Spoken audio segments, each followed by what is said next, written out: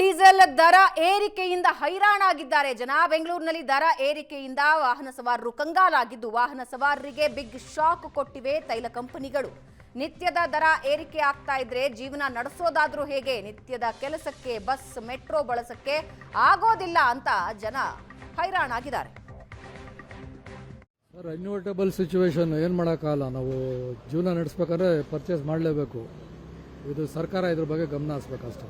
ಈಗ ಅಕ್ಸೆಪ್ಟ್ ಮಾಡಲೇಬೇಕು. Without petrol ನಾವೇನು ಕೆಲಸಕ್ಕೆ ಹೋಗೋಕ್ಕಾಗಲ್ಲ, ಎಲ್ಲೂ ಏನು ಫರ್ದರ್ ಏನು ಮಾಡೋಕ್ಕೂ ಆಗಲ್ಲ. It's inevitable. ಸರ್, ಇದು ಏನು ಹೇಳೋದು, ಇದು ಮೊದಲಿಂದಾನೇ ಜನರಿಗೆಲ್ಲ ಗೊತ್ತಿತ್ತು ಈ ಥರ ಆಗತ್ತಂತ. ಸರ್ಕಾರನೂ ಅಷ್ಟು ಹೇಳಿಲ್ಲ, ಆಮೇಲೆ ಹೇಳ್ತಾ ಇದೆ ಎಲೆಕ್ಷನ್ ಆಗ್ತಿದೆ. ಮೋದಿ ಸರ್ ಏನು ಹೇಳಿದ್ದಾರೆ, ಓಡಾಡಬಾರ್ದು ಇದೆಲ್ಲ ಅಂತ ಒಳ್ಳೇದೇ. ಸುಮ್ಮನೆ ಆಗಿ ತಿರುಗಾಡ್ತಾರಲ್ಲ, ಆ ಥರ ಎಲ್ಲ ಓಡಾಡಬಾರ್ದು. ಏನು ಜಾಬ್ ಹೋಗೋದು, ವರ್ಕ್ ಫ್ರಮ್ ಹೋಮ್ ಅಂತಲೂ ಹೇಳಿದ್ದಾರೆ, ಅದು ಒಳ್ಳೆಯದೇ. ಇದೆಲ್ಲ ನಾವು ಆ್ಯಸ್ ಎ ಸಿಟಿಸನ್ಸು ಮಾಡಬೇಕಾಗತ್ತೆ ಸರ್, ದೇಶಕ್ಕೆ ಹಿತಕ್ಕೆ ಮಾಡಬೇಕಾಗತ್ತೆ.